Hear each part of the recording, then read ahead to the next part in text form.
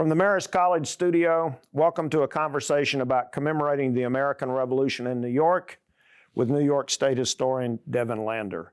I'm Colonel Jim Johnson. I'm the Executive Director of the Hudson River Valley Institute here at Marist College and the Dr. Frank T. Bumpus Chair in Hudson River Valley History. I'm also the military historian for the Hudson River Valley National Heritage Area.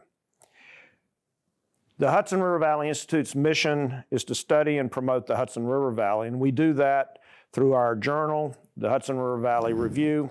This is our latest issue for those of you who are not subscribers.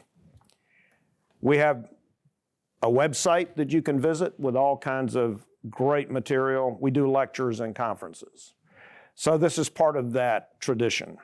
I'm pleased to introduce today New York State's historian, Devin Lander. He's the co-host of the podcast, A New York Minute in History, produced by WAMC-Northeast Public Radio. And he's also the co-editor of the New York History Journal, published by Cornell University Press. Glad to have you with us. Our co-sponsors for this event are Researching New York, New York State Office of State History, and the New York State Museum. Our purpose this evening is to look to past commemorations of America's independence to help us prepare for the 250th. The sesquicentennial is my preference. The federal government and New York State prefer semi-quincentennial, 250th. We will be challenged by William Faulkner's insight that the past is never dead. It's not even past. And we will touch on many issues as we remember our revolutionary past. So Devin, I wonder if you could please lead off with your expectations for this conversation as we kick off the 250th anniversary of the American Revolution for New York. Well, thank you, Colonel Johnson, and thanks to the Hudson River Valley Institute for facilitating this conversation. My goals are really twofold. You and I are historians, so as historians, we like to look back at the past, and I like to look at past commemorations in New York State to see how the state went about commemorating the American Revolution specifically. So to see what we can learn, what mistakes were made, what was successful, how the public was engaged, and then how we can measure long-term impact. Secondly, and possibly most important, is to really help get the word out to the public that the 250th is coming, and it's coming quickly. We have been doing planning, but a lot more planning needs to take place for us to really to have a commemoration that educates and engages the citizens of New York. Well, I guess the next way to think about an approach is what are the things that New York State and the history community have done to recognize key events in history? Yeah, that's a good question, and I think it's been done in a variety of ways, certainly at the local level with the erection of monuments and local markers and the preservation of buildings and objects. At the state level, I like to say the state has been in the history business since 1839, really. That's when the state legislature appropriated $4,000 to send Dr. E.B. O'Callaghan to Europe, to various cities, to start collecting documents related to the founding of the colony of New York. And that, of course, resulted in the publication in 1851 of the 4-volume documentary history of New York, which I don't know about you, Jim, but we still use that at the State Museum. It's an old collection, but it's incredibly well done. Meanwhile, in 1850, the state acquired Washington's headquarters in Newburgh, not far from here, which is, of course, associated with the American Revolution. Washington's headquarters in 1850 became the first publicly acquired historic site in the nation. So again, New York has a long history of being interested in preserving its past for future generations. But again, it's been done in a variety of ways, again, at the local level, public lectures, publications, and as I said, markers and monuments. Well, I think one way for us to provide context for what we're going to do in the future is to think about why the American Revolution was significant.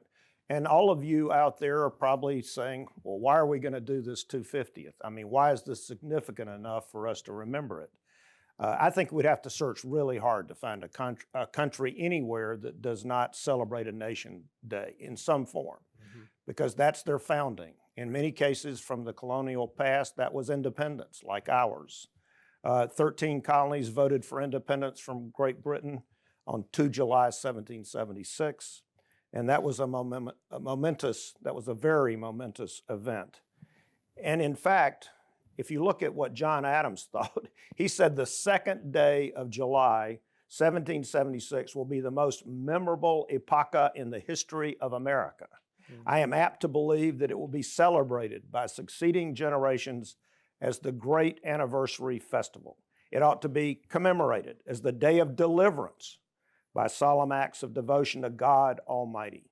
It ought to be solemnized, I guess that's the word. It ought to be solemnized with pomp and parade, with shows, games, sports, guns, bells, bonfires, and illuminations from one end of the continent to the other from this time forward forevermore.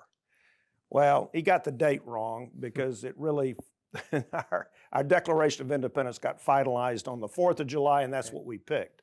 But he had it right in terms of what we should do about celebrating this.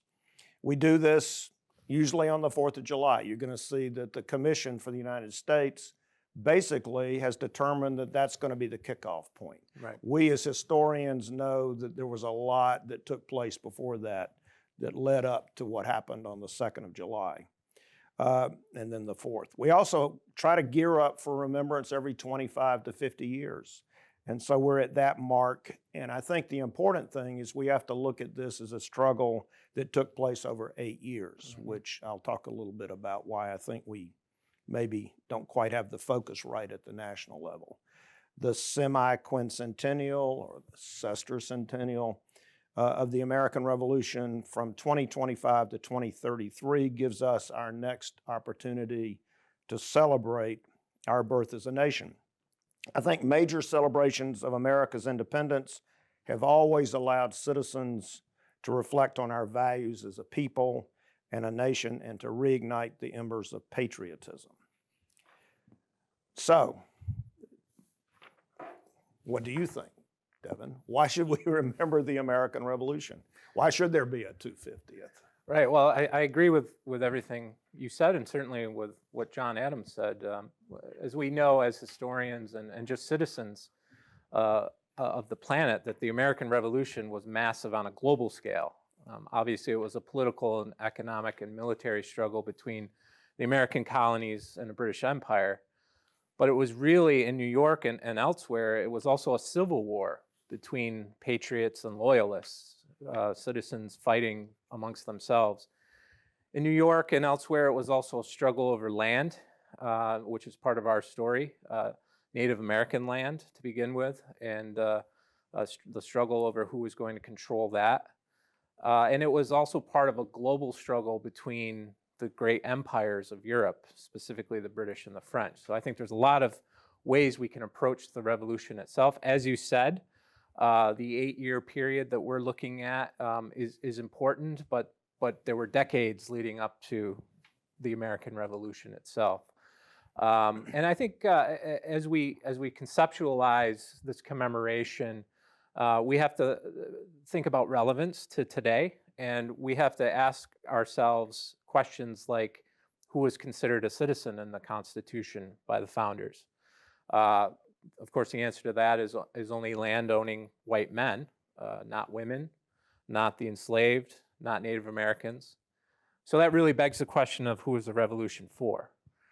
And it illustrates some of the contradictions that are inherent in the revolution and the revolutionary era about things like self-governance and how the political system was going to work and who was it going to work for, and how could a country or a nation established on liberty justify things like slavery and the lack of suffrage for women and things like that.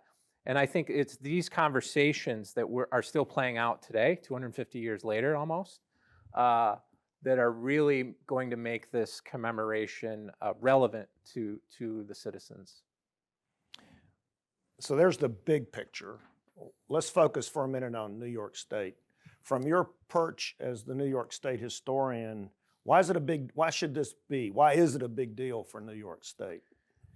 Yeah, well, that's a the other side of the coin, so to speak, why is it important in New York? Obviously, for us, New York was an immense player in the American Revolution. There were several significant battles, including what I would suggest to be the most important battle of the American Revolution, which is the battles of Saratoga. But there were also great leaders who came from New York, including Alexander Hamilton and others who had a hand in shaping the Constitution and the formation of the early government. And I think as we conceptualize, and again, think about this commemoration and the Revolutionary era, and then the history that has existed since, and how some of the contradictions within the founding of the nation have been rectified, or at least there's a struggle to rectify them. And you see New York playing a significant role in that history as well, including the women's rights struggle, civil rights, the abolitionist movement, workers' rights, LGBTQ rights, and on and on. So really, New York has played a prominent role since before the founding of this nation, but certainly at the founding of this nation and onwards. Well, I know that you had told me that historian Kenneth Jackson has said, and it happened in New York. So that's been my argument. Since I first started talking about the 225th anniversary of the American Revolution, I've argued that New York was the place. It's the center geographically almost. I mean, we can do 100 miles or so, or several hundred miles in any direction. But it hosted all kinds of things, not only key battles. There were key figures that played roles. The first governor, in fact, becomes the longest serving governor. So George Clinton, and then he goes on to be vice president for two different administrations. So I mean, we have our own key figures, our own characters, and incredible political events, social events that happened over the 8 years of the war. And I think that's going to be the case for the 250th. I looked at that in the context of the 225th, and I think that we're going to be able to play that out again. The spark for the American Revolution, our break with England, our bid for independence, may have started in Massachusetts, but the irony is, for most of the war, after George Washington marches the Continental Army down to New York, the role that Massachusetts is going to play is to send Continental regiments to guard the Hudson River Valley, the Highlands Department in West Point. And I think that the shift here is going to be critical, because once the British come ashore, first at Staten Island, then on Long Island, they're going to stay here in New York until the 25th of November, 1783. Evacuation Day was once celebrated when they will leave New York. Some 35,000 loyalists and British, including those slaves who sought freedom, will leave New York at the very end. And so I think that shows you how important this is. And once we have the legislation for our commission and our commemorations signed, I think that the Empire State's going to lead the way once again, because we were the important site in the American Revolution. And we'll let the other states argue for themselves. Now, the thing that really surprised me is that in 2016, Congress decided to think about this. I mean, they were thinking about something that had happened in their congressional world at a time far removed from when we're actually going to celebrate this. And so I was impressed when they did Public Law 114-196, the United States Semi-Quincentennial Commission Act of July 2016, and President Barack Obama signed it into law. And the reason that they said they did this, and once again, this is focused on the 4th of July, Congress finds that July 4th, 2026, the 250th anniversary of the founding of the United States, is marked by the Declaration of Independence in 1776, and the historic events preceding that anniversary are of major significance in the development of the national heritage of the United States of individual liberty, representative government, and the attainment of equal and inalienable rights, and have had a profound influence throughout the world. So there's the challenge. The act has really given us a challenge because it focuses on the approval of the Declaration of Independence. It focuses on 2026, and we have been farsighted enough in New York to realize that it went on for 8 years, because it really started in 1775.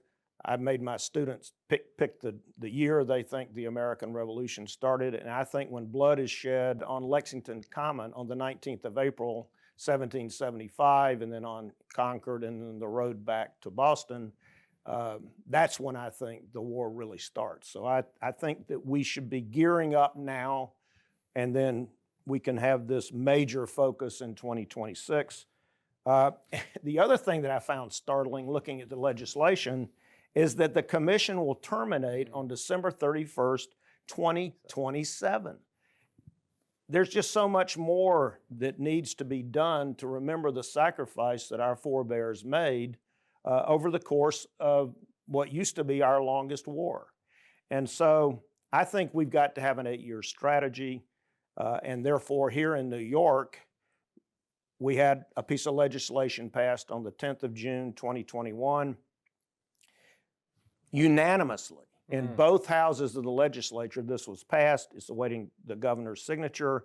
This act shall take effect immediately and shall expire and be deemed repealed December 31st, 2033. So already the Empire State shows we've gotten this right. We know that this was a long struggle. It was not just one date that made the difference. And I think that that's going to be very important for us. We're a little late.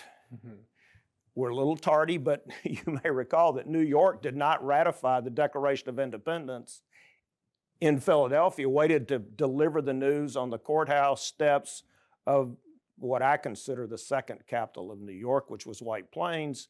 And it would be at that point that we got started up here focusing on the American Revolution. And now, once we get the legislation done, we can then focus on our 250th. So, what do you think the point of our legislation that just got passed and needs to get signed is, Devin? Yeah, it's actually a really interesting piece of legislation if you take a look at it. And I congratulate Senator Shelley Mayer and Assemblymember Kerry Warner for shepherding it through the legislature. As you noted, it passed unanimously, and how often does that happen in today's political climate? But I think the legislature understands the value and the importance as an educational tool that a commemoration can be, and also the importance for kind of the history field and for communities themselves. So the legislative intent, I think the legislation itself, obviously creates a commission that will facilitate the work, working with local and municipal governments as well as not-for-profits, to actually carry out the work of the commemoration, but it goes farther than that as well. And I'll just read the legislative intent so we can hear exactly from the legislature what they see as the importance. And they say, the legislature finds that New York played an immense role in the lead up to the execution of the American Revolution during the period of actually 1774 to 1783. So they're giving us an extra year. Maybe with the death of William Johnson, I'm not really sure. There's also a tea party that takes place in New York Harbor. And New York was a site of several important battles, skirmishes, and other events that were internationally significant during the Revolutionary era. Pretty standard. The American Revolution itself was imperfect in many ways. Imperfect, and many, including women, African Americans, and Native Americans, did not benefit from its ideals of liberty and freedom. However, the struggle to fully realize the ideals of the revolution has continued over the past 250 years, as is evident in New York's leading role in such revolutionary civil rights movements as the women's rights and abolitionist movements, the Underground Railroad, and the LGBTQ movement. So really, that to me is very, very interesting. So I see that as an acknowledgement by the legislature that New York played an immense role in the founding of the nation, militarily, politically, socially, economically, but has also played a continuing role in the struggle for these ideals of the revolution. So I see that as a mandate within this legislation to look at New York's role in the revolution and beyond.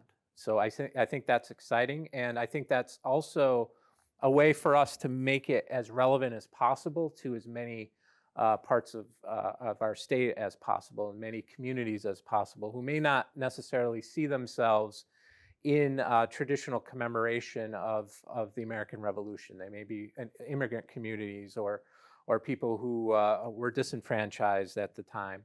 But if we start talking about other actions and other struggles for liberty and for civil rights and for general rights, then we can start expanding the scope of this and really engaging with those ideals and how they've played out in this nation. And it's a continuing discussion. I mean, we see it on the news every night.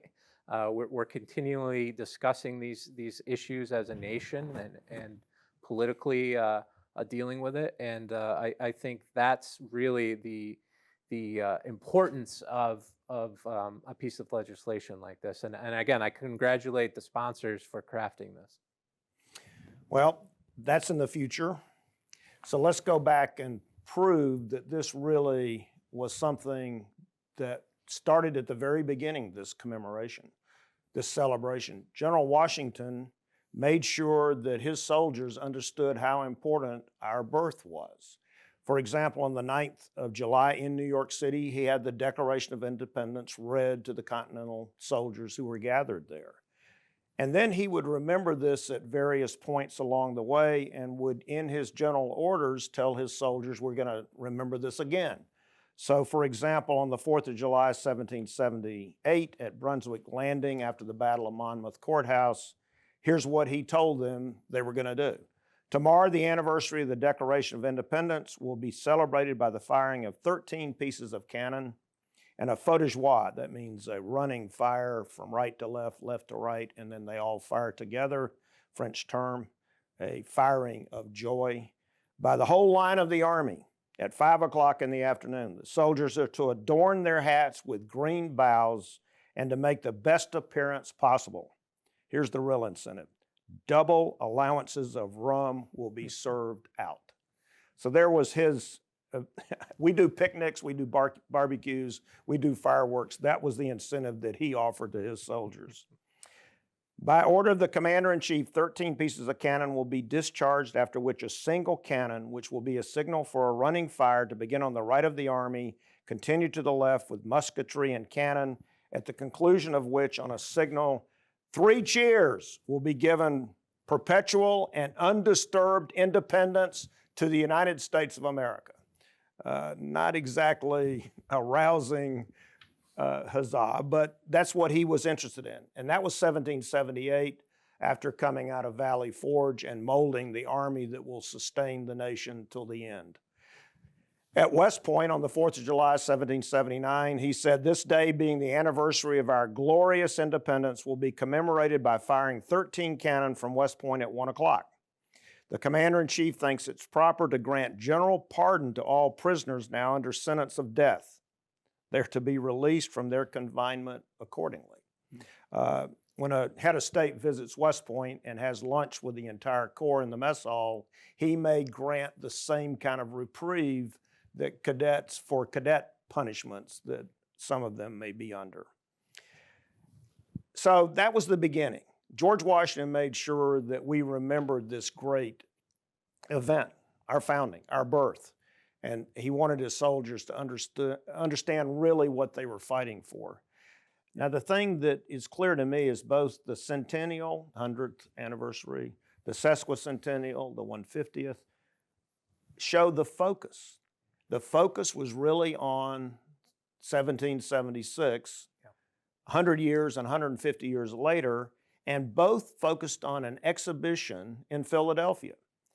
And it only lasted through November of that year. So they started in time for the 4th of July, and then they would end in November. And then I'm not sure that I get a sense of how they thought about what happened over the rest of the war. So how did New York play in these two celebrations? Well, it's actually very interesting, and I do agree with you about the Centennial Exposition, which took place in Philadelphia in 1876.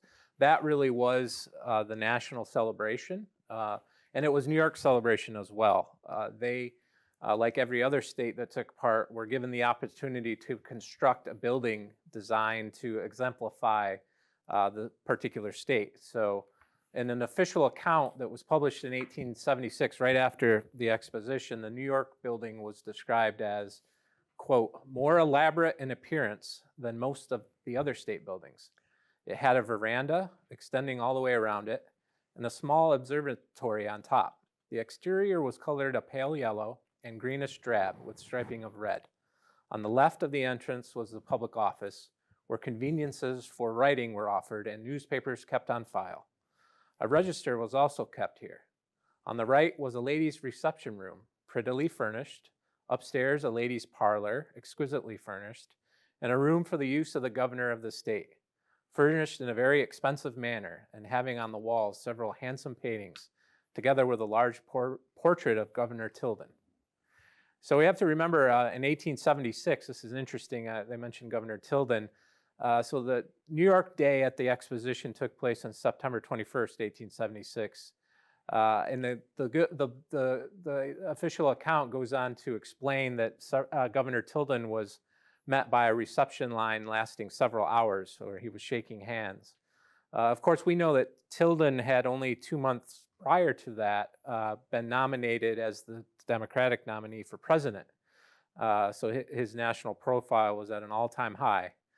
Of course, despite winning the popular vote in the November election, Tilden lost the presidency by 1 electoral college vote as a result of the Compromise of 1877, which those of us who are historians realize was what ended Reconstruction, but that's another story.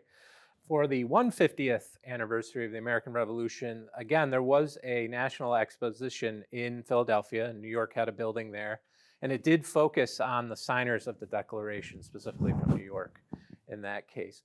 But New York did a lot more for the 150th. It actually began with an appropriation in 1924 by the legislature of $5,000 to give to the New York State Historical Association to come up with a plan for how the state should commemorate the 150th and what exactly the plan should be. And the New York State Historical Association came up with a 10-year plan that was incredibly ambitious and expensive, to the tune of $9 million. Again, this is 1924, which in today's money would be about $144 million.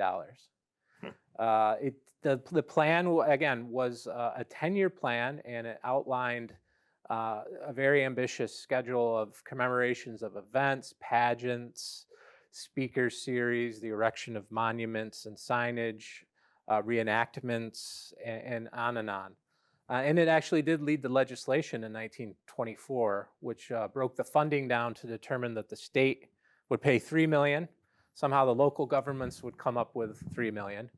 And the feds would come up with $3 million, which was somewhat interesting since there was no federal commission. But I think it was just a way for New York to balance its budget. Anyway, the legislation passed and was vetoed by L. Smith, who suggested that the state education department take over the commission and commemorate the 150th, which the Board of Regents did in 1925 by creating a special committee. An interesting note is that the Regents Commission was created to commemorate the events of 1775 to 1783, very similar to the era that the 250th is stated to commemorate. However, you're right in noting that the 150th Commission really ended up focusing on the events of 1776, 1777. There was some in 1778, and then again in 1779 with the Sullivan-Clinton campaign. The legislature appropriated a little under $300,000, about $295,000 for the efforts of the Regents Commission, and that would be approximately about $4.5 million today. And since you're the state historian and working for the New York State Education Department, history has come full circle as you are looking forward to what we're going to do for the 250th. You know, I'm not sure about any lasting contributions out of that at the national level. I do know, I have one personal story, and that is Philadelphia kept their horseshoe-shaped municipal stadium until 1992, And in 1964, it was named for John F. Kennedy, and that's where I attended the Army-Navy football games. I attended the Army-Navy football games all the way through my 4 years there at West Point. So maybe there were others. That's just one that I paid attention to. I do think, though, that here in New York, we did better with the long-term legacies of the 150th. Two of them I know about. The first I'm still working on, the Henry Knox Cannon Trail, and also the New York State Historic Markers Program, which everybody driving around can see those distinctive markers in New York State colors. So I know that you've done some research and you found there are other things that came out of that 150th. Yeah, no, it's a good point, Jim. Actually, the 150th ended up being quite successful as a long-term kind of historical commemoration. You mentioned the Knox Trail and the New York State Historic Marker Program, both of which did begin as part of the planning for the 150th. The marker program began as similar to the Knox Trail markers. They're granite markers with a bronze face on them. And of course, some of them still exist, but the famous blue and gold markers were also a result of this.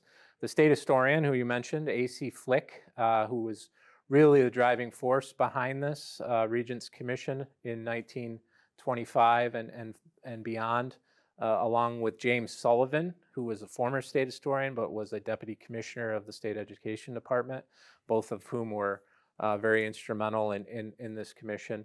They realized quickly that there were many other sites in New York State that warranted historical commemoration and a historical marker.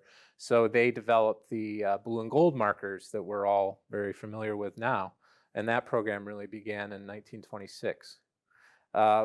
Probably, or arguably, one of the most, or the most, important result of the 150th, Jim, was the acquisition by the state of the lands that made up the Saratoga Battlefields, as well as the battlefields of Oriskany and Fort Stanwix. Now, these had been in discussion for many years prior to the 1920s of the state acquiring these lands, but it didn't really come to fruition until there was an effort in place to commemorate the revolution at the state level, and there was a lot of attention that was going into discussions and a lot of planning in Albany and beyond. And that's when the state was able to finally really begin acquiring the land. They didn't acquire the final parcels that we know of now, but they began acquiring the land that would go on to be Saratoga Battlefield that we know today, Oriskany Battlefield, and Fort Stanwix. In 1933, one of the regents who was part of this commission gave an address before the New York Historical Society to commemorate Evacuation Day, as we noted in 1783. And he summarized the accomplishments of the Regents Commission. And he said that in 1926 and through 28, saw the commission facilitate dozens of commemorative events around the state, including a historical pageant at Saratoga that had over 7,000 participants. These are participants. And 100,000 spectators, including the governors of 4 states. It also published and distributed 50,000 copies of the state historian's book, The American Revolution in New York, which I have a copy of in my office. And a friend gave me a copy that he got at a yard sale. Excellent. So we still use that today. Right. Again, as we noted in 1929, the commission focused its efforts on the Sullivan-Clinton campaign and erected several what I would describe as celebratory and problematic markers dedicated to the efforts to destroy the homelands of the Haudenosaunee, allied to the British. They also held several pageants during 1929 that included at some level, again, celebratory displays of displacement of members of the Six Nations. So again, the pageants were a big thing back then, right? So they were a combination of a play and a historical reenactment, and they, like the one in Saratoga, drew huge crowds because this is the era really before any kind of media or entertainment at that level. So it was an opportunity for people to engage with the history in a really an entertaining way. But specifically, the ones related to the Sullivan-Clinton campaign were problematic. They did not engage with the Six Nations that were still in New York and still very much part of New York's fabric. So there's some things we can learn from the 150th, and there's still remnants of the 150th that we can see in our landscape, our historical landscape, including the markers, including the acquisition, as I said, of the battlefields, one of which is now a national park, Saratoga Battlefield. Again, there's a lot to look at there and see as being successful, and then there's some things we can look at as saying, what can we do better? How can we be more inclusive? How can we tell a more truthful history? Well, now we get to something that our audience may have members that would remember, and that's the bicentennial. Congress started the same way that they did for this upcoming sesquicentennial, and they created a commission. Then they dissolved the commission and decided to have the American Revolution Bicentennial Administration, which I think shows bureaucracy has now been engaged, which was charged with encouraging and coordinating locally sponsored events. Now, I think that was a brilliant solution because as an administration, there would be some money, but they were going to depend on the people in the states and localities to do a lot of the celebration. And I can remember this. I was in graduate school at Duke University. I came back up to New York. My wife was a New Yorker, is a New Yorker. I'm a New Yorker. And we were in Middletown. I remember the parade. I remember the fireworks.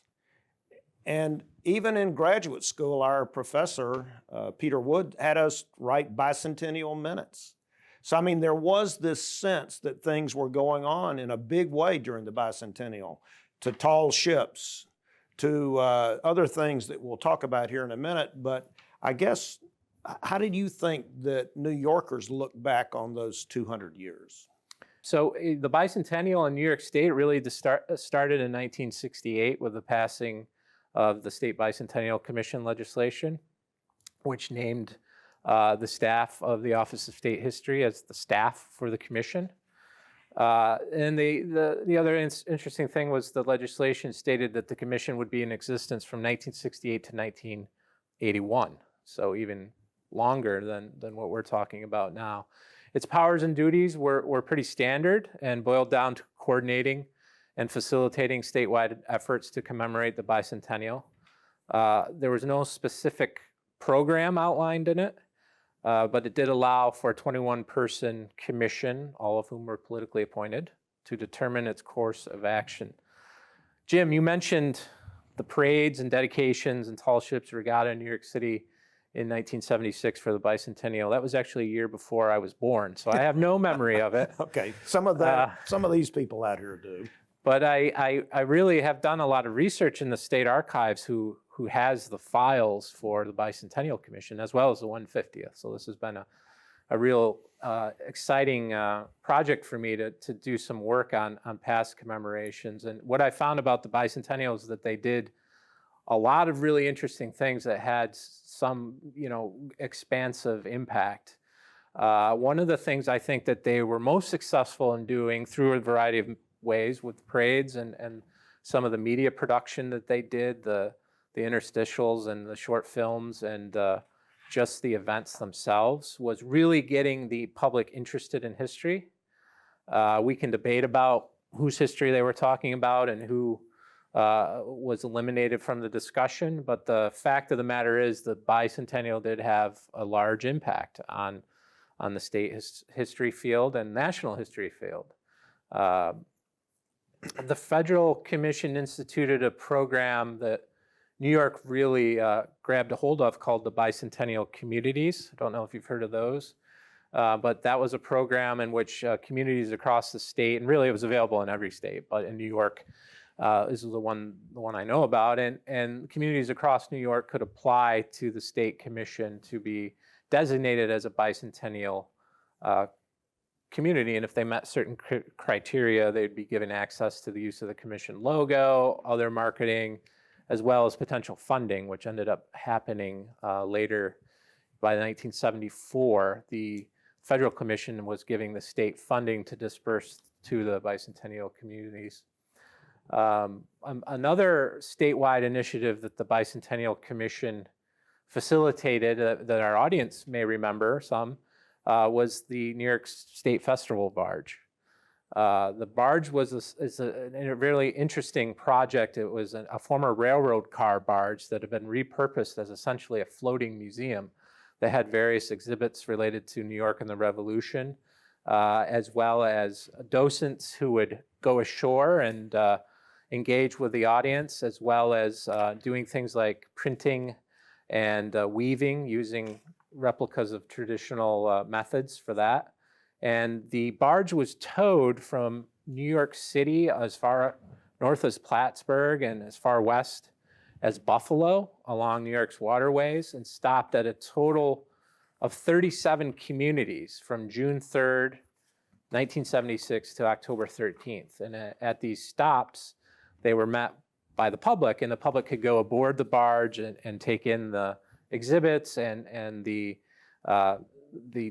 other activities that were in place. And really, by the end of its life, or by the end of 1976, it had played host to hundreds of thousands of visitors. So it was very successful. It was written up in various newspapers, had a large public profile, and on and on. So, the Festival of Barge is one that folks tend to remember who were around then, who may have saw it or at least heard about it. But in the end, possibly the most lasting contribution of the Bicentennial Commission era was not a direct result of perhaps anything that the commission itself did, but again, it spurred an interest in history, and this translated into an interest in local history. And I did some quick research in our chartering files at the State Museum, where we have records of all the chartered museums in the state. And between the era, what I would consider the bicentennial era, really, 1969 to 1980, the State Board of Regents chartered 333 new local historical museums during that era. As people began to, I think, really think about history because of what was happening with the bicentennial, what was happening with the Festival of Barge, the various media that we talked about, the television specials, and really started to think about the history that happened in their local community. And so you saw an initiative, again, it wasn't coordinated by any means, but it just happened that these new organizations came online during that time, and their mission was to preserve the history of their local communities. So I think, that's a lasting, impact that we're still dealing with and still seeing. So if we can have anything close to that come out of the 250th, I would be very excited to have that amount of interest. I think one of the things that happened too, it may not have actually been spurred by the bicentennial, but the TV miniseries Roots, which was based on Alex Haley's novel about African American life, aired in about that period, 1777, but aired in 1977. And I think that added a different tone, which I think we're going to be able to pick up with the 250th as we look at all the diverse contributions by many communities to our independence. The other thing is books. There were all kinds of publications. Arno Press, New York Times did publications of many primary sources, which will be helpful for us in the 250th. Scholars published important works, and I think that we'll see that same kind of thing happen as we approach the 250th. So the 225th, you want to talk about that a little bit? I would love to talk about that and learn how you were able to pull this off. Well, it's interesting. I think that maybe the National Park Service decided that we should do something about the 225th. And I think that the National Park Service really took the lead. I don't know that we have thought about doing 25-year commemorations, but they came up with this great logo, Lighting Freedom's Flame, and really they carried the flame through the 225th. But unlike what we've done and what we've already talked about, both the federal government and the state have already looked forward to the 250th, we played catch up. I was able to work with Congressman Maurice Hinchey, Senator Hillary Rodham Clinton, and we were able to get a piece of legislation passed to commemorate the 225th anniversary, Public Law 108-447. But we got it passed at the very end and signed at the very end of 2004. So we were already basically almost really technically 5 years into what we should have been thinking about before we get official recognition. And so we were really behind, I think, in trying to do this. I testified for that particular law. And so we went through the whole we went through the entire legislative process. Congressman Hinchey was a master at getting these kinds of things done. And then we were able to work with Governor George E. Pataki's office to come up with a proclamation. So the governor actually signed a proclamation saying that we should commemorate the 225th. So we at least had a foundation, but already for the 250th, we have a law at the federal level. We're about to have a law at the New York State level. So I think really we were behind the power curve in a lot of ways. It really took the reenactment community, those three organizations, the Brigade of the American Revolution, the Continental Line, and the British Brigade, to carry freedom's flame throughout this 8 years.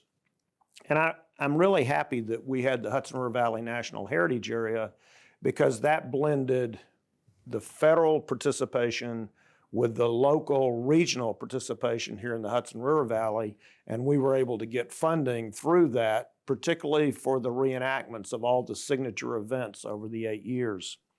One of the other things that we did, which I think is of real consequence at the national level, is we were able to get the Washington-Rochambeau Revolutionary Route National Historic Trail legislation through, once again with the help of Congressman Maurice Hinchey. Congress passed this into law, Public Law 106-473, if you want to look it up. And President Bill Clinton signed the initial legislation. And then that was to do the study, and then to actually have the trail, we have another law, Public Law 11111, which was done once again as part of an omnibus bill. So Congressman Hinchey figured out a way to hang a Christmas decoration on that tree, and we were able to get this passed, and President Barack Obama signed that into law in 2009. So from the 225th, we really were able to get something that now it can be followed by international and national, local folks. They can try to see if they understand what a consequential event it was to have a French army under the General Comte de Rochambeau march from Newport, Rhode Island, catch some ships down in the Maryland area to get to Yorktown, Virginia. And that really, if you take our battle here in New York, the Turning Point Battle of Saratoga, the Yorktown siege marked the end of the fighting in the American Revolution. So we really played a great part of that here in New York, 6 weeks, where the French army was in Westchester, in what was then called Phillipsburg, now is called the unincorporated town of Greenburgh. And that came out of the 225th. We had other things that happened. We here at Marist at Hudson River Valley Institute came up with a thing we called, thanks to our director, Tom Wearmouth, Patriots Weekends. And we figured out a way to combine a lecture or a conference with a signature reenactment event. And we were able to do things every year that marked either a battle or a significant event, political or otherwise, over the course of the 225th. We opened Fort Montgomery State Historic Site. So one of the things that came out of the 225th was actually a state historic site. And the governor was there. Governor Pataki attended that.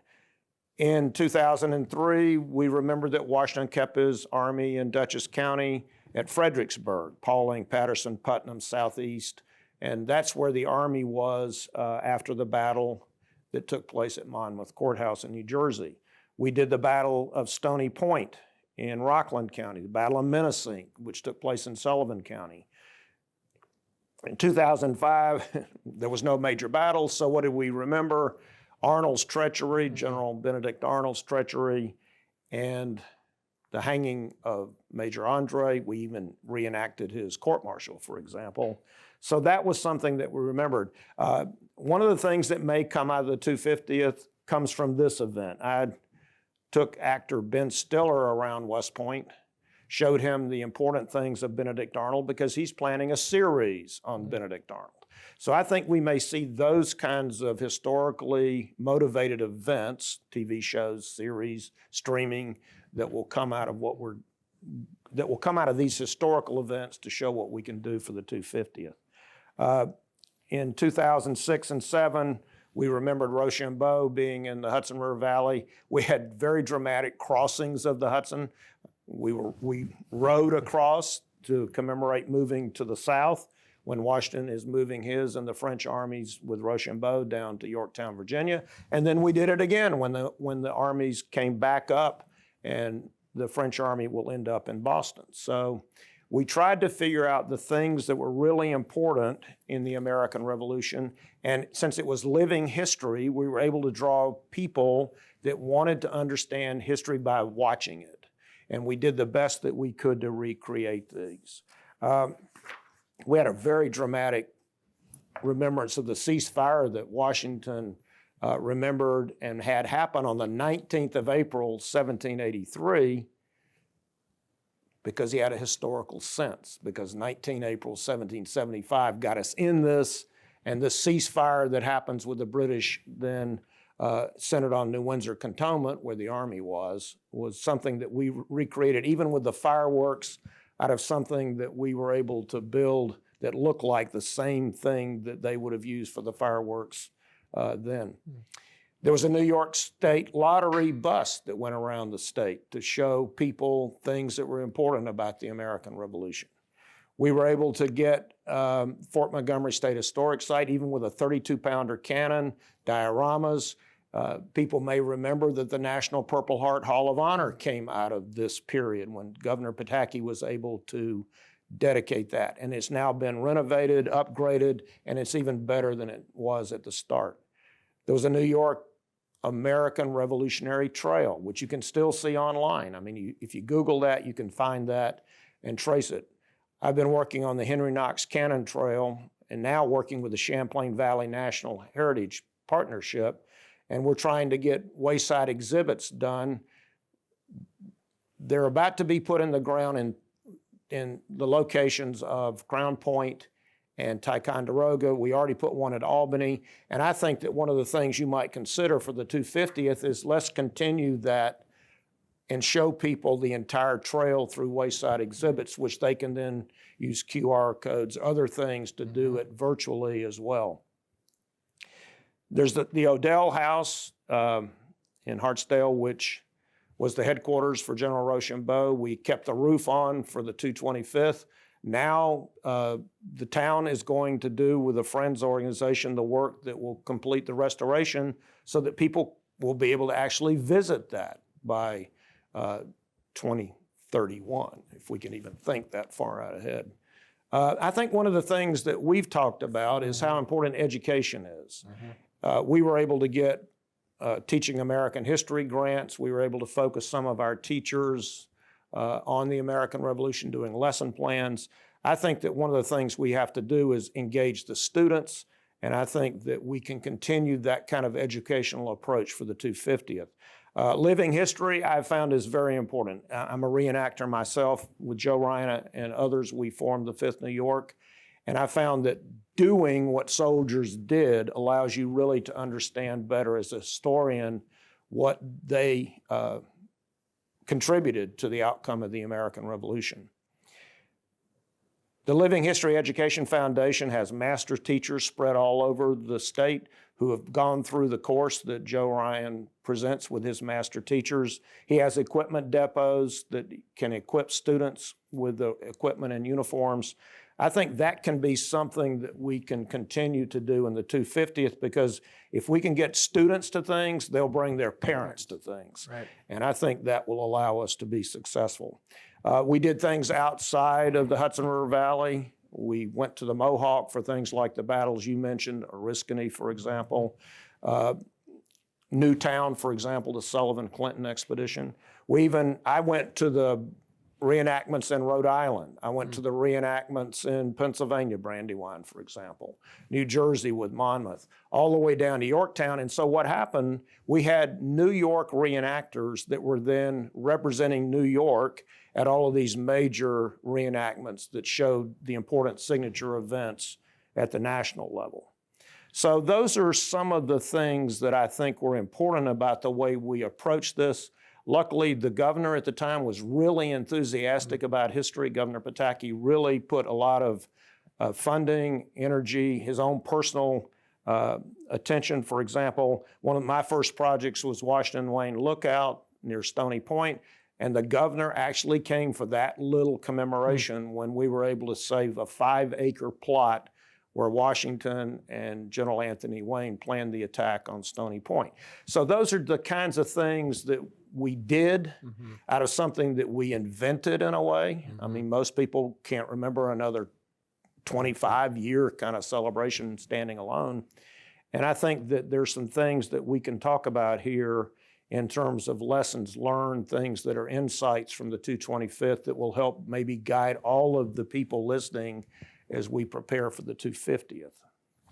Yeah, no, I think you bring up a lot of interesting points, and I'm interested in learning more about how you were able to engage with, I guess, the elected officials. And New York is lucky to have this piece of legislation, which I think is very important and also very progressive for its understanding of the kind of long history of the American Revolution.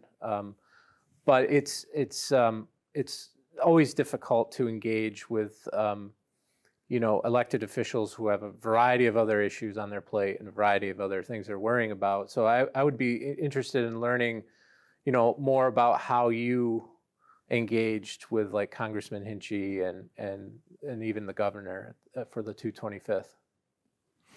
Well, I guess the bottom line is it takes personal interaction.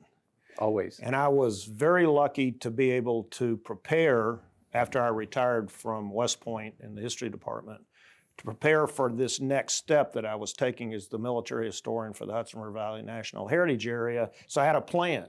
And then it just so happened that Governor Pataki was attending an Audubon Society luncheon at Bear Mountain at the inn. And he said he had a few minutes and we could show him what we thought we could do at Fort Montgomery. And he came and he spent hours, I mean, literally several hours with us. And I was able with others to discuss the things that could come out of the likes of Fort Montgomery as a state historic site for other kinds of ways to make New York so important to the rest of the country in terms of what we did in the American Revolution.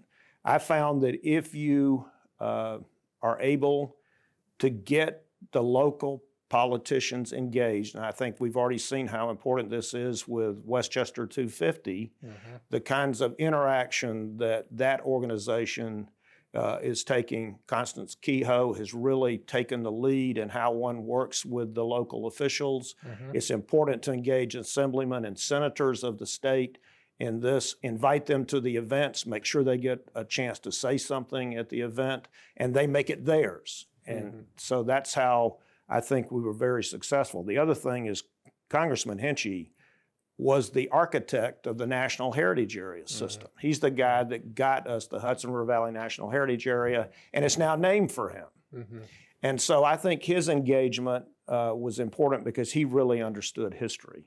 I think the other thing is your organization with the municipal historians.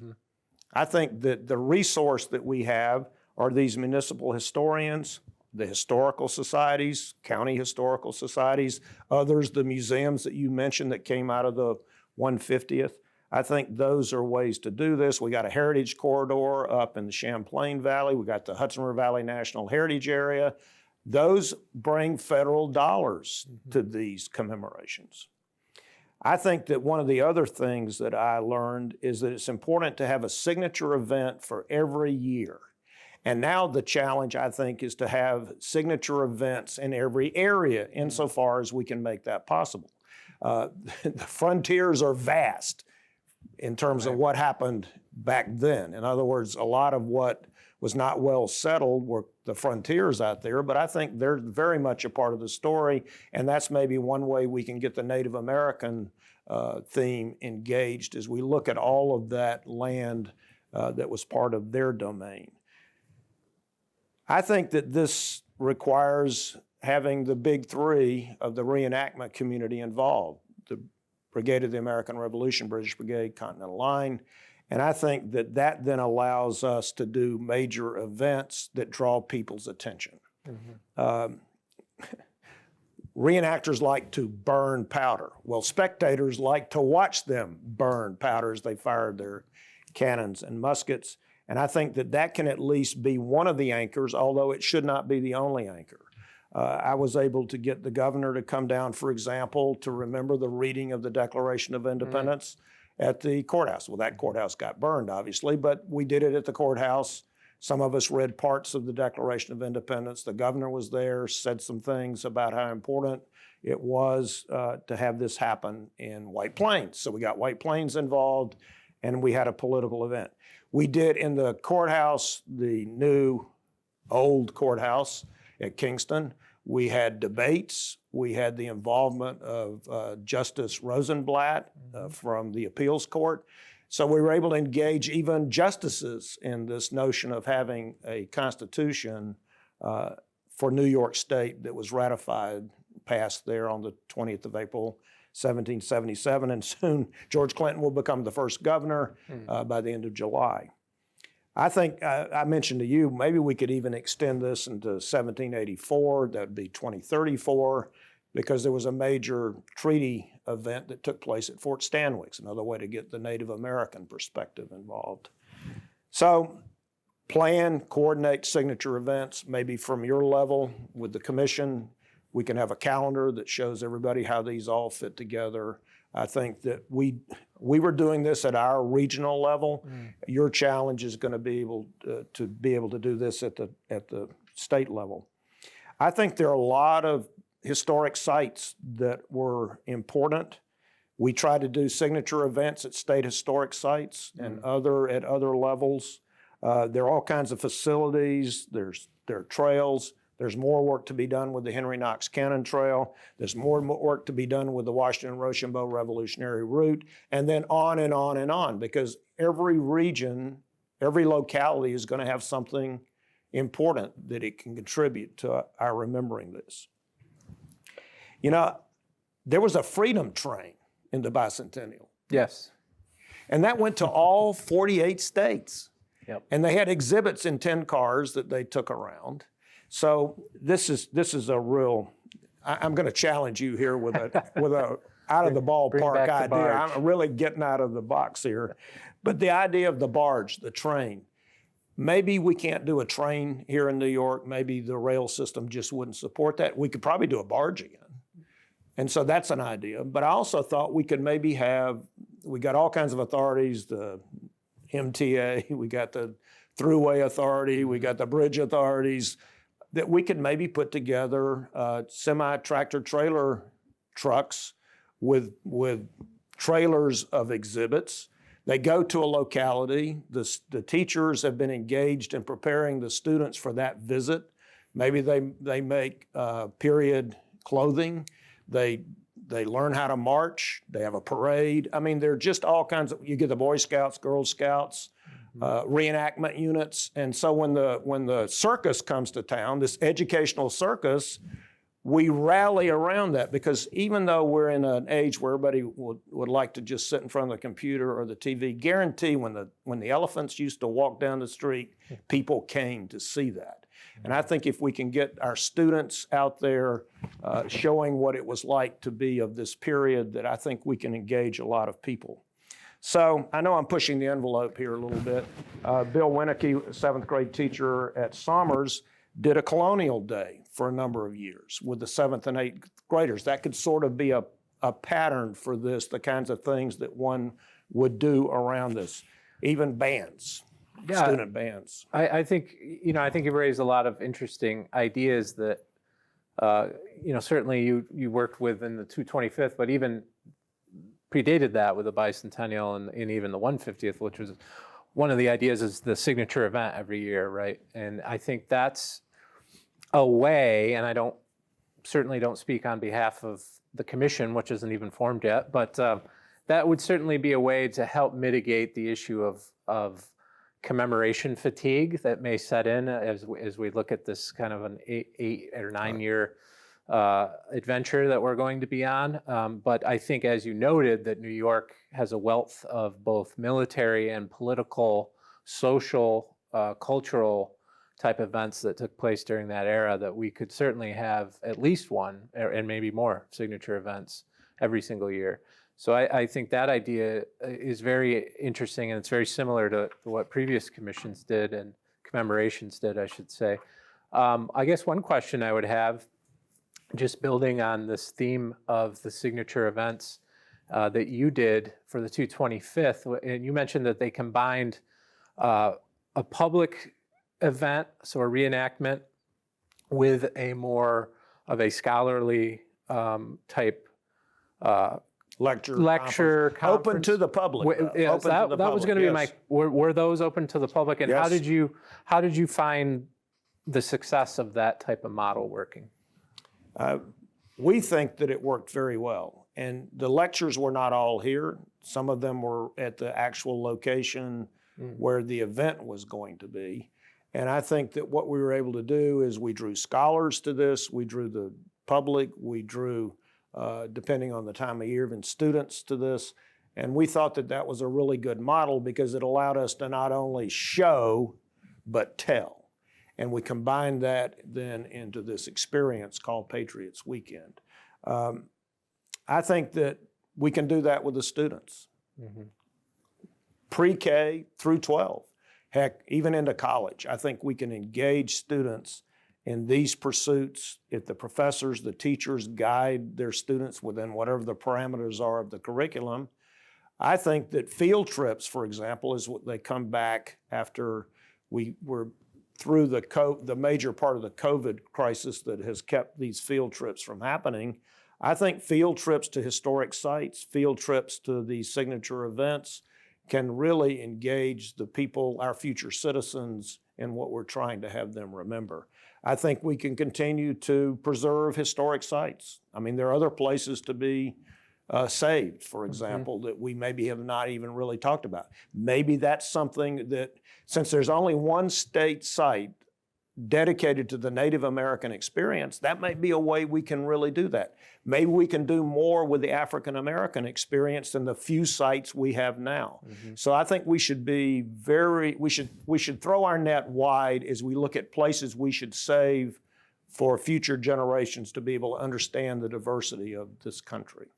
I think, and first of all, I totally agree with that. I think this is and we can talk more about it later, but I look at this 250th as a huge opportunity for the state and for the historic field specifically, for a variety of reasons, including possibly acquiring and preserving new facilities and new places.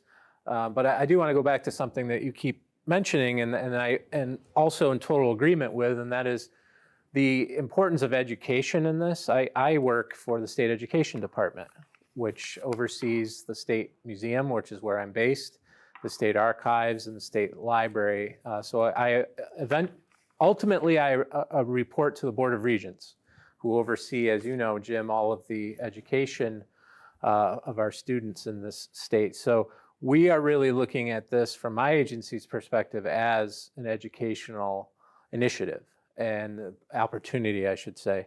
That's important to highlight, and I think, I agree that engaging with teachers and the students is really the real ultimate goal here.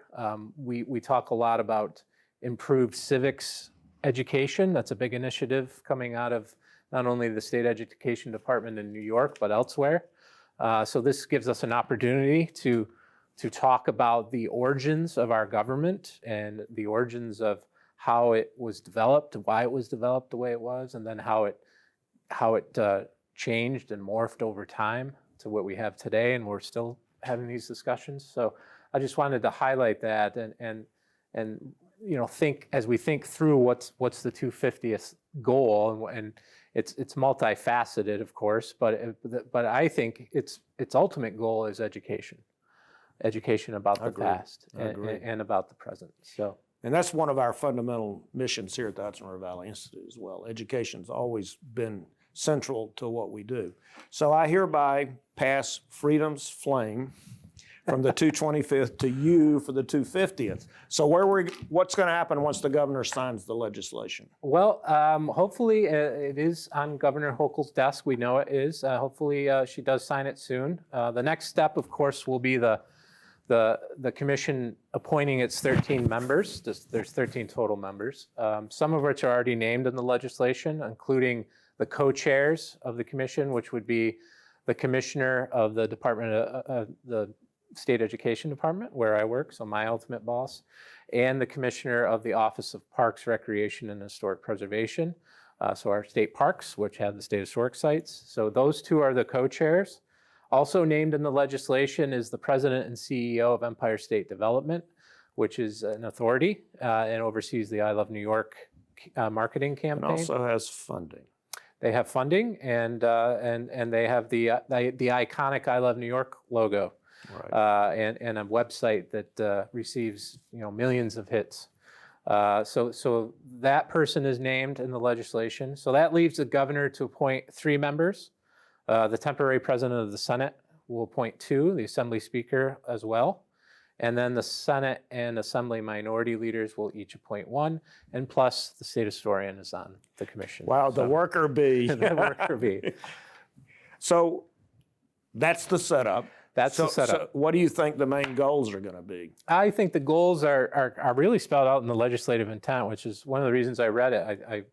I worked in the legislature for several years, and I read a lot of pieces of legislation on a variety of issues, and I was struck by that legislative intent and how I thought it did a good job kind of summarizing the goals, which I would say really are to tell the complex history of the founding of our nation and the effects on New Yorkers, present and past, really, and to engage all of our citizens in understanding how the events of the era continue to resonate today. That sounds simple, right? Yeah. Well, you're going to be on that commission, so you'll make that No, happen. I mean, not to make light of it. I do think it is going to be it's a complex story to tell, and it's a large undertaking to do, as you know, with the 225th, how involved that planning is, and how involved thinking through the history, and then how do you commemorate it. But I would say that that would be the goals that I would have for a commemoration for the 250th. Well, I've been on your working group as you have taken steps already. So how far ahead do you think we already are? It's not going to be magic once the law is signed, because you've already done a lot of the work to get us ready for that point. Well, I would say we're not ahead, actually. I would say we're behind some states, but ahead of others. So there's 2 ways of looking at it. Just a little background, you're right, about how this has played out.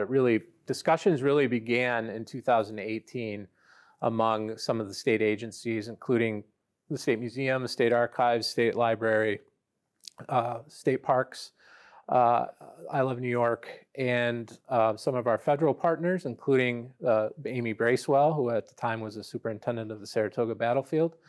And we sat down and talked about, what's New York's plan for the 250th, and we didn't have a plan. So immediately we realized that we needed to really engage with the field, and I mean the historical field. I mean historians, museums, educators, people who are doing history and who will ultimately be doing any kind of commemoration that would come out of the 250. So in 2019, we held a series of listening sessions where we regionally invited members to come and talk about their thoughts and what their organizations were doing related to the 250th, or if they were an academic, what their thoughts were on the 250th.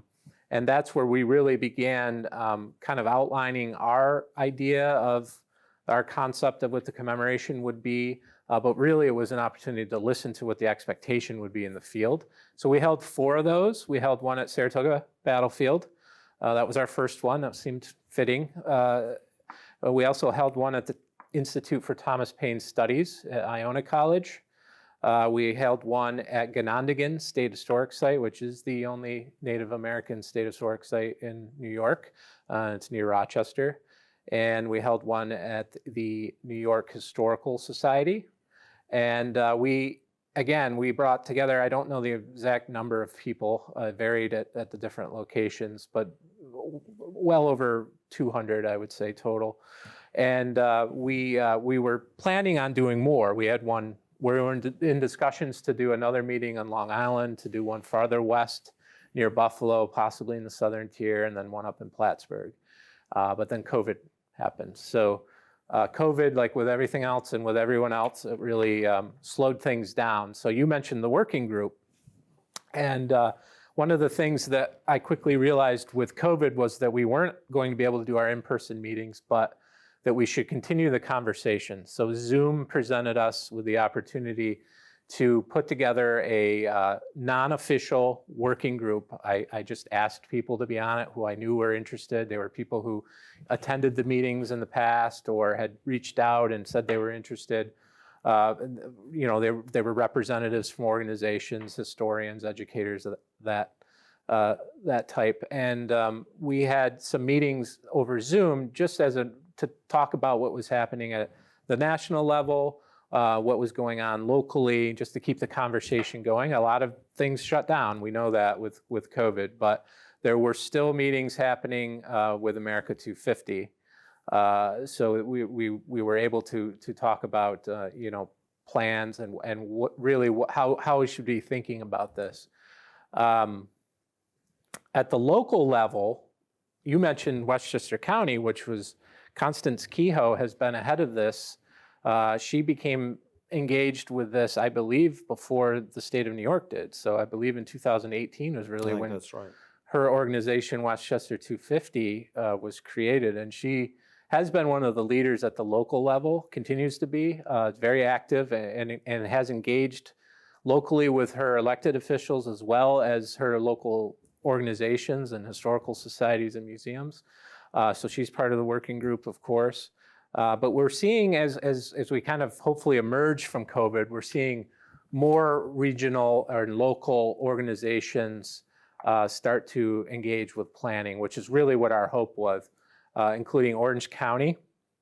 The Orange County historian has created a commission, and her name is Joanna Yan, and she created a commission in Orange County. In Saratoga County, the Saratoga County historian Lauren Roberts is in the process of having the county create a commission there, an official commission. And I know here in Dutchess County, Will Tatum is taking the lead as county historian to conduct planning and work with not only Dutchess County, but your partner and neighbor counties. So the other thing that's been kind of happening during all this time is meetings I mentioned with America 250, and those are meetings that I've been a part of along with my colleagues at state parks.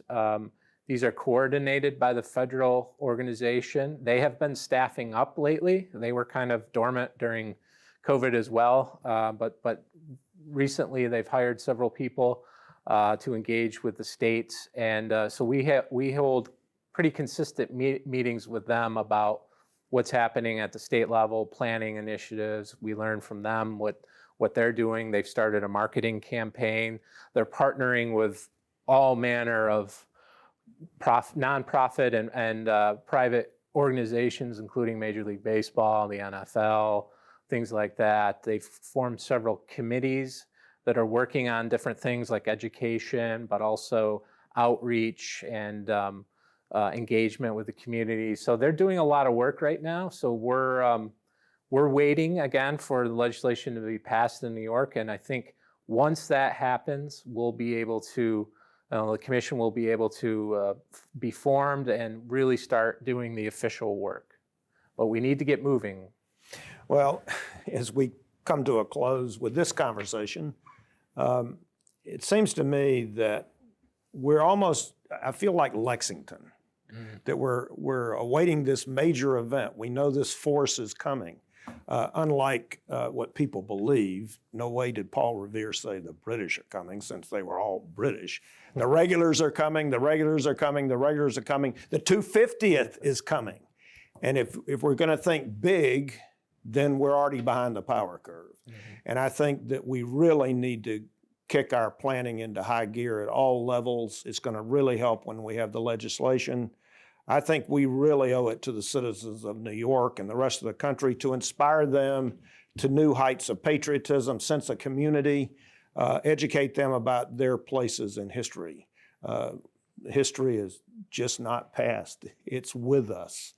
And I really have decided that the center of gravity are those pre-K through 12 students that are going to be our future.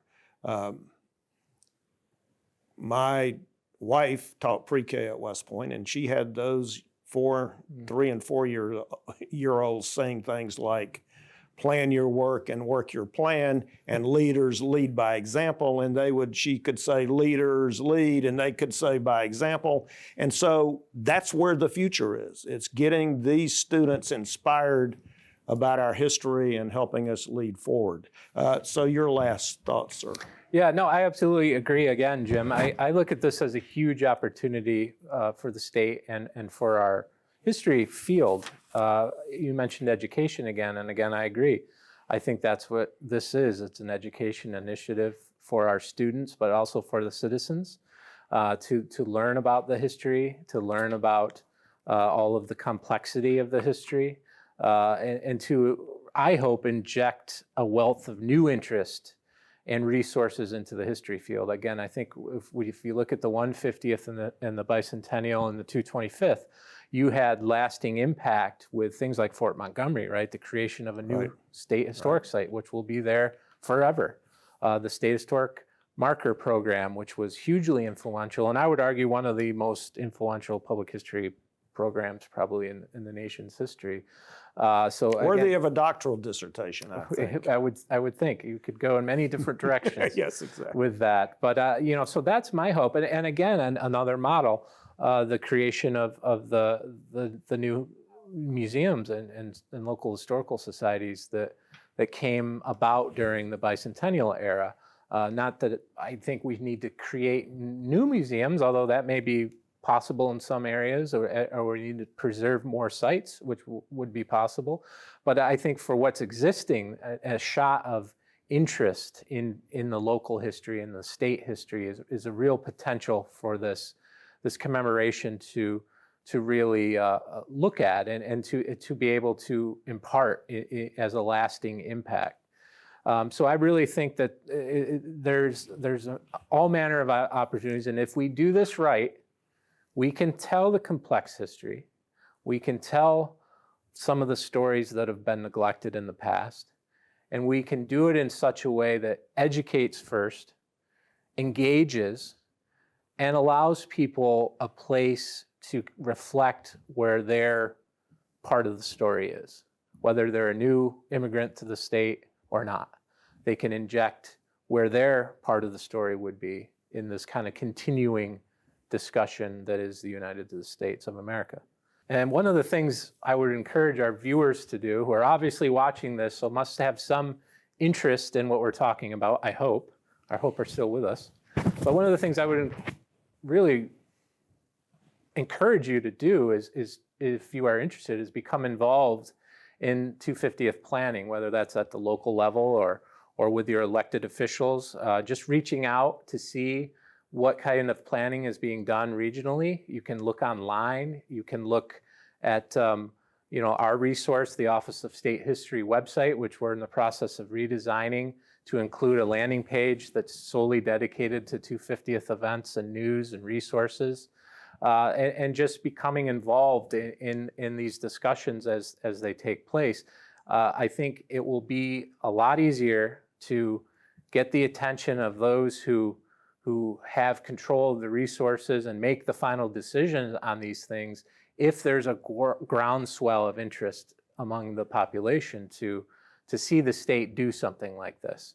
And I think that's really, as you noted, Jim, that's what happened when you took the reins of the 225th and really were able to engage with our elected officials and working with others, encourage them to pass legislation and to do these things. So I think, you know, it's one of the real advantages that we have in New York is we have a long history of interest at the state level in our history, but we just have to keep reminding people that, you know, we need to be doing these things. We need to take advantage of an opportunity such as the 250th. Well, that's great. It's a great honor to have the state historian here with us at Marist today. We appreciate this conversation. We hope that everyone out there listening is going to have drawn some idea about what you should be doing, thinking about planning for the 250th. And if we sprinkle some good ideas out there that are going to grow into oak trees or at least 8-year pine trees, then I think we will have done our job from today's conversation. I want to thank also our co-sponsors, Researching New York, your Office of State History, New York State Museum. And I'd like to offer 3 cheers to Amy Woods, Amanda Benton of Marist Alumni Relations, and to our production staff. So all the people that are making the cameras and other things working today, thanks Joey for supporting us with this. The team that really made this happen is the Hudson River Valley Institute team, the program director, Chris Praslovsky, and the operations director, Andy Villani. They conceived this idea. They have made this happen. And so hip hip huzzah to all of you who've been part of today's conversation. Thank you very much. Everybody enjoy the 250th before us. Thank you, Jim.